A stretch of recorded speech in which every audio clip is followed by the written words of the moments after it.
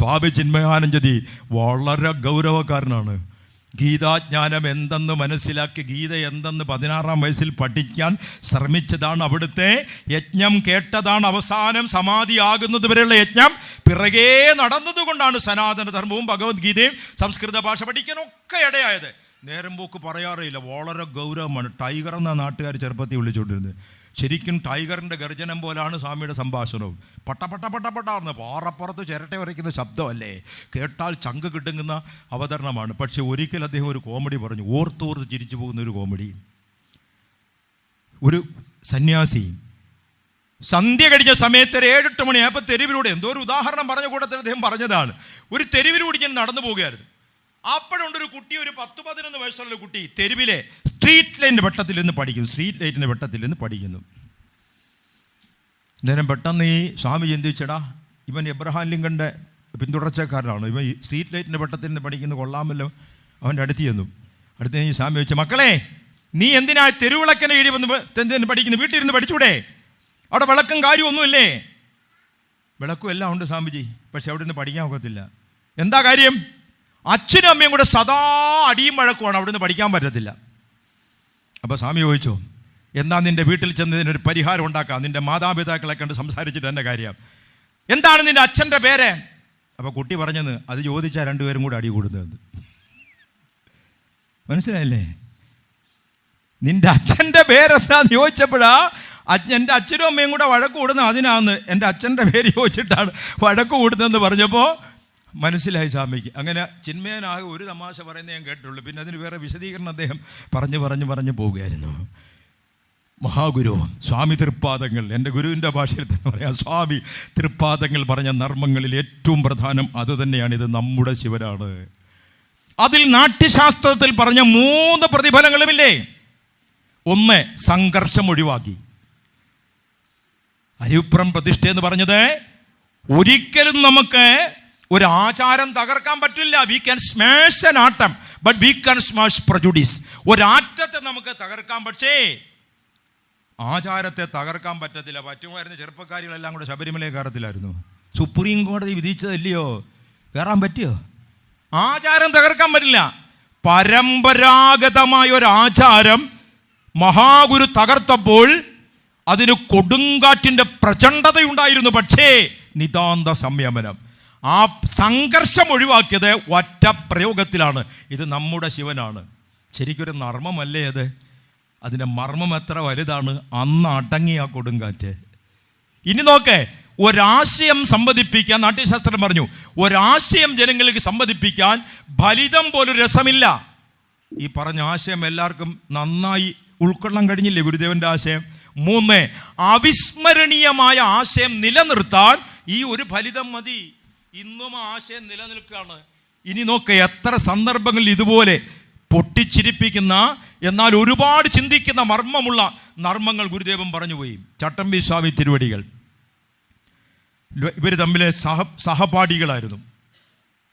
ഒരിക്കലും ചട്ടമ്പി സ്വാമി തിരുവടികൾ ഗുരുദേവൻ്റെ സന്യാസ ഗുരു ഒന്നുമല്ല. അതിനൊക്കെ വേറെ രേഖകളൊക്കെ ഒരുപാടുണ്ട്. അത് ഞാനിപ്പോൾ ഇവിടെ പരാമർശിക്കാൻ നിൽക്കുന്നില്ല. രണ്ടുപേരും തമ്മിൽ പരസ്പരം വളരെ ബഹുമാനമായിരുന്നു, വളരെ സ്നേഹമായിരുന്നു. അങ്ങനെ ശിവഗിരിയിൽ ഒരു സ്കൂൾ സ്ഥാപിക്കാനും പെൺകുട്ടികൾക്ക് പഠിക്കാൻ ഹോസ്റ്റൽ സ്ഥാപിക്കാനും ഗുരുദേവൻ സാമ്പത്തിക പിരിവ് നടത്തിക്കൊണ്ടിരിക്കുന്ന കാലമാണ്. അങ്ങനെ കരുനാഗപ്പള്ളിയിൽ ഗുരുദേവൻ വന്നു.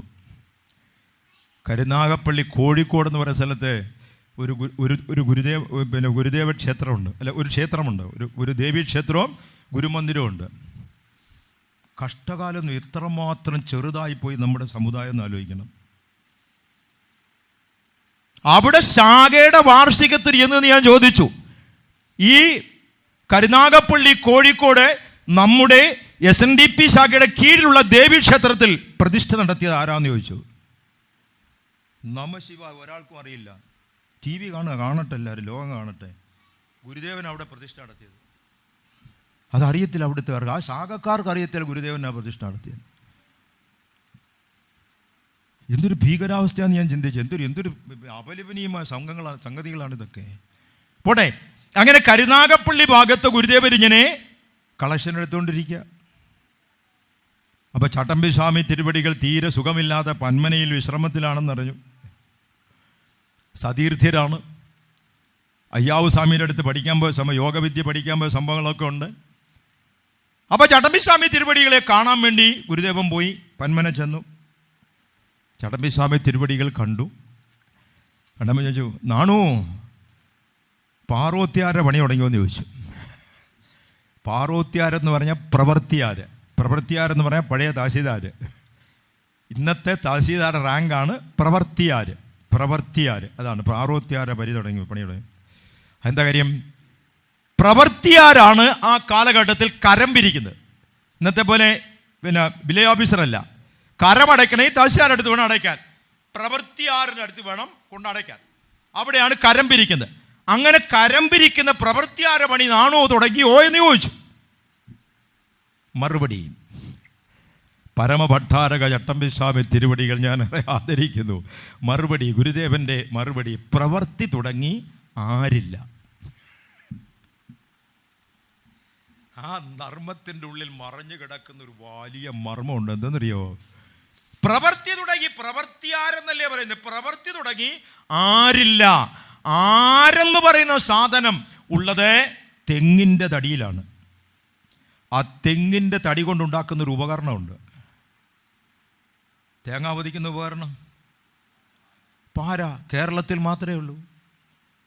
ഇന്ത്യയിൽ ഒരു സ്റ്റേറ്റിലും പാര ഞാൻ കണ്ടിട്ടില്ല. എത്രയോ ലോകരാജ്യങ്ങളിൽ ഞാൻ പോയി തേങ്ങ പൊതിക്കാൻ പാര ഞാൻ കണ്ടിട്ടില്ല. ലോകത്ത് ഏറ്റവും കൂടുതൽ നാളികേരം ഉണ്ടാകുന്നത് ഫിലിപ്പൈൻസിലാണ്.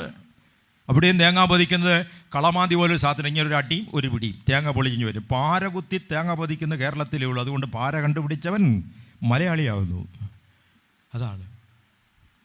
അതാണ് പറഞ്ഞ പ്രവൃത്തി തുടങ്ങി ആരില്ല എന്ന് പറഞ്ഞത്. ചട്ടമ്പി സ്വാമികൾ എനിക്ക് വെച്ചതൊരു പാരയാണ്. അതുകൊണ്ട് എൻ്റെ ഈ പാരയില്ല, പ്രവൃത്തി മാത്രമേ ഉള്ളൂ. അതാണ് പ്രവൃത്തി തുടങ്ങി ആരില്ല.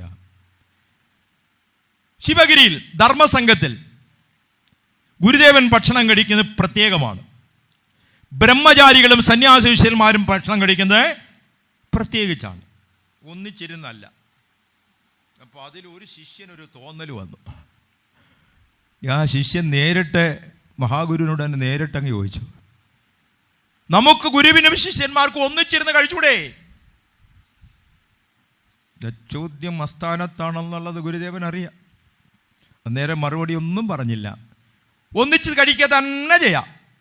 നാളെ ഉച്ച മുതൽ അതിവിടെ ആരംഭിക്കുകയാണ്. അടുത്ത ദിവസം ഉച്ചയ്ക്ക് ശിഷ്യന്മാരും സ്വാമി തൃപ്പാദങ്ങളും ഒന്നിച്ചിരുന്ന് ഭക്ഷണം കഴിച്ചു. വൈകുന്നേരവും അങ്ങനെ തന്നെ, അടുത്ത പ്രഭാതത്തിലും അങ്ങനെ തന്നെ.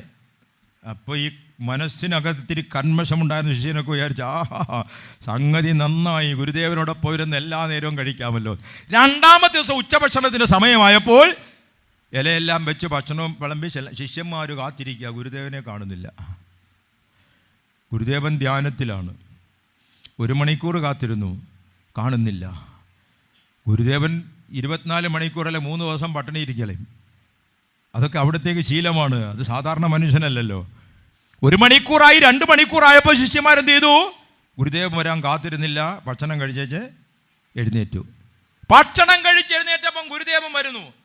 നമ്മ കാത്തിരിക്കാൻ മനസ്സില്ലാത്തവരോടൊപ്പം നാം എങ്ങനെ ഭക്ഷണം കഴിക്കും? അതോടുകൂടി ശിഷ്യൻ്റെ സോക്കേട് തീർന്നു.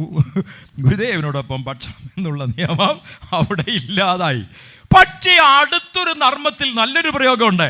അതിന് തൊട്ടടുത്ത മാസം കോഴിക്കോട് ഈ ശിഷ്യന്മാരെല്ലാം കൂടെ ഗുരുദേവൻ്റെ കൂടെ പോയി കോഴിക്കോട് കുതിരവട്ടം ഭ്രാന്താശുപത്രിയിൽ പോയി. അവിടുത്തെ സൂപ്രണ്ട് ഗുരുദേവൻ്റെ ഒരു ഭക്തനായിരുന്നു. ഭ്രാന്താശുപത്രിയിൽ വലിയ സദ്യ ഒരുക്കി. ഗുരുദേവനെയും ശിഷ്യന്മാരെയും സൽക്കരിക്കാൻ വേണ്ടി വലിയ സദ്യ ഒരുക്കിയിട്ട് സൂപ്രണ്ട് ഗുരുദേവനും ശിഷ്യന്മാർക്കും ഒന്നിച്ച്, അന്ന് നിലത്തിരുന്നാ കഴിക്കുന്നത്, ഡൈനിങ് ടേബിളൊന്നുമില്ല. ഈ ഡൈനിങ് ടേബിളാണ് നമ്മളെ ഇത്രയും കുഴപ്പത്തിലാക്കിയത്. നിലത്തിരുന്ന് കഴിക്കലാണ് ശരി. കണ്ടോ, എത്രയോ പഴയ കൊട്ടാരങ്ങൾ നമ്മൾ കാണുന്നുണ്ട്. തിരുവിതാംകൂർ കൊട്ടാരം ഉൾപ്പെടെ തൃപ്പൂണിത്തുറ കൊട്ടാരം, പഴയ കൊട്ടാരങ്ങളുണ്ട്. പഴയ 4 കെട്ടുകളും 8 കെട്ടുകളുമുണ്ട്. അവിടെ എല്ലാം ഈ ഉപകരണങ്ങളെല്ലാം പണിഞ്ഞു കൊടുത്ത പഴയ തച്ചന്മാരാണ്. അവരാരും ഡൈനിങ് ടേബിൾ പണിഞ്ഞിട്ടില്ല.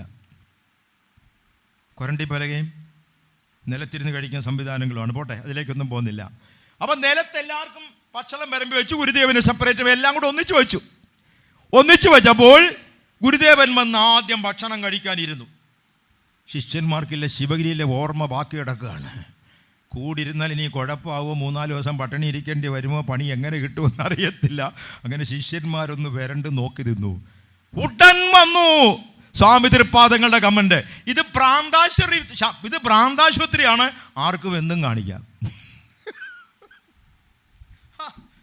എന്ന് പറഞ്ഞാൽ എന്നോടൊപ്പം എല്ലാ നേരവും ഇരുന്ന് കഴിക്കണമെന്ന് നീ ആവശ്യപ്പെടുന്ന ഒരു ഭ്രാന്താണെന്ന് അതിനകത്ത് സൂചനയില്ലേ? ഇത് ഭ്രാന്താശുപത്രിയാണ്, ആർക്കും എന്തും കാണിക്കാം, ഇരുന്ന് കഴിച്ചോളാൻ പറഞ്ഞു. അവരിരുന്ന് കഴിച്ചു പോരുന്നു.